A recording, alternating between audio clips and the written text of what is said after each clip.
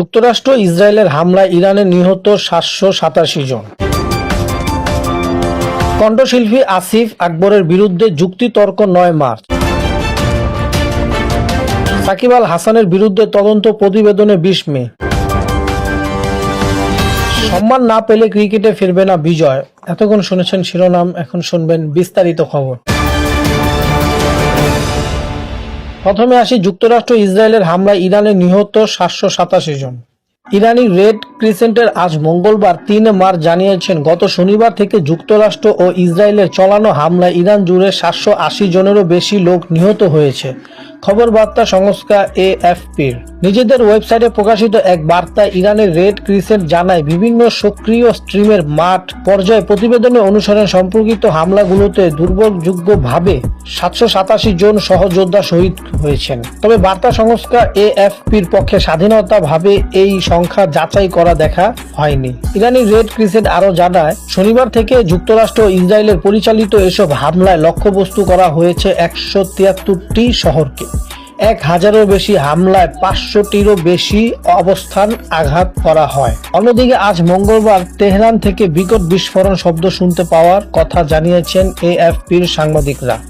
এছাড়াও ইরানের গণমাধ্যমগুলো জানিয়েছেন, রাজধানী তেহরানের পশ্চিম কারাজ এলাকায় এবং দেশটির অঞ্চলীয় শহর ইস্পাহান থেকেও বিস্ফোরণের শব্দ শোনা গেছে। কণ্ঠশিল্পী আসিফ আকবরের বিরুদ্ধে যুক্তিতর্ক ৯ মার্চ।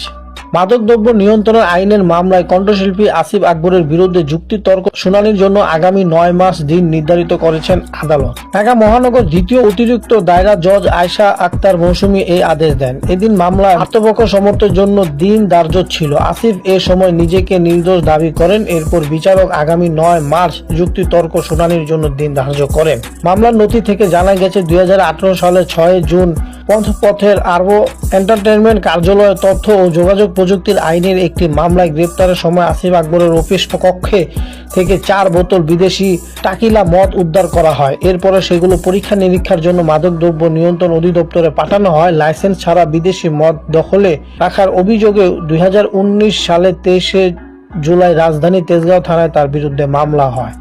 ২০১৮ সালে মাদকদ্রব্য নিয়ন্ত্রণ আইনে ৩৬(১) এর ২৪ ক ধারায় এই মামলায় দায়ের করা হয়। সাকিব আল হাসানের বিরুদ্ধে তদন্ত প্রতিবেদনে শেয়ারবাজার কারসাজি, প্রতারণায় ও মানি লন্ডারিংয়ের মামলায় বাংলাদেশ জাতীয় ক্রিকেট দল সাবেক অধিনায়ক ও মাগুরার ১ আসনের সাবেক সংসদ সদস্য সাকিব আল হাসান সহ ১৫ জনের বিরুদ্ধে তদন্ত প্রতিবেদনে দাখিলের জন্য আগামী ২০ মে দিন নির্ধারিত করেছেন আদালত। মঙ্গলবার ৩ March Dhaka metropolitan senior special জজ সাব্বির ফয়েজ ও আদেশ দেন। দুদকের প্রসিকিউশন বিভাগের সহকারী পরিচালক আমিনুল ইসলাম বিষয়টি নিশ্চিত করেছেন। নথি থেকে জানা গেছে, গত বছরের ১৭ মে দুদকের প্রধান কার্যালয়ের সহকারী পরিচালক সাজ্জাদ হোসেন বাদী হয়ে মামলাটি করেন। মামলার উল্লেখযোগ্য অন্য আসামি হলেন সমবায় অধিদপ্তরের উপনিবন্ধক আবুল খায়ের হিরু, তার স্ত্রী কাজী সাদিয়া হাসান, আবুল কালাম মাতবর, কণিকা আফরোজ, মোহাম্মদ বাশার, তাজেদ মাতবর, আলিয়া বেগম, কাজী ফুয়াদ হাসান, কাজী ফরিদ হাসান, জাবেদ এ মতিন, জাহেদ কামাল, হুমায়ুন কবির ও তানভীর নিজাম।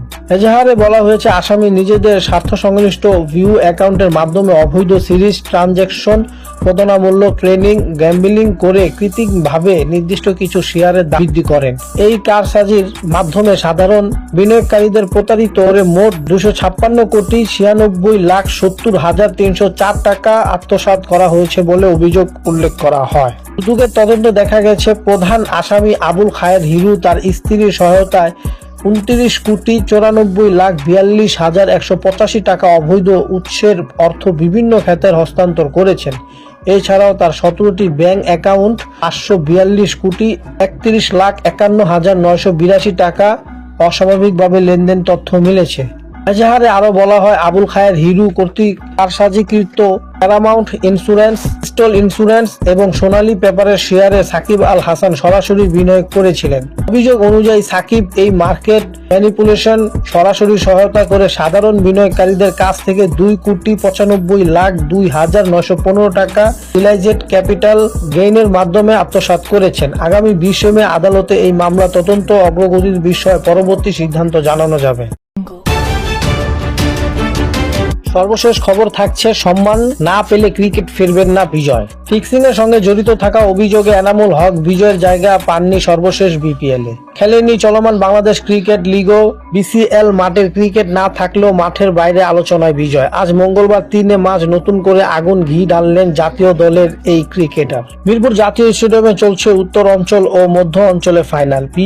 বিসিএল ফাইনালের মাঝে সংবাদ সম্মেলন ডাকেন বিজয়। সেখানে তার সঙ্গে হওয়া অন্যায় নিয়ে কথা বলেন এই তারকা। পাশাপাশি বিজয় জানান, সম্মান না পেলে আর ক্রিকেটে ফিরবেন না। বিজয় বলেন, আমার ক্রিকেট খেলার দরকার নাই, সম্মানের জন্যই ক্রিকেটে আসা, সম্মান না পেলে খেলবো না আর। জাতীয় দলের 10 থেকে 12 বছর ধরে খেলেছি, অনূর্ধ্ব 19 দল এ দলের অধিনায়কতা করেছি।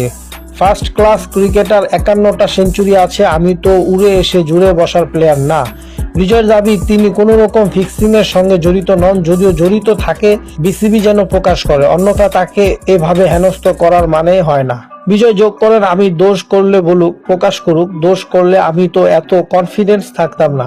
আমার পেমেন্টও বাকি বিপিএল এর, কোনো টুর্নামেন্ট খেলছি না, কোনো আয় নেই, বিসিবির ধারে ধারে ঘুরছি, তারা কোনো সমাধান দিচ্ছে না।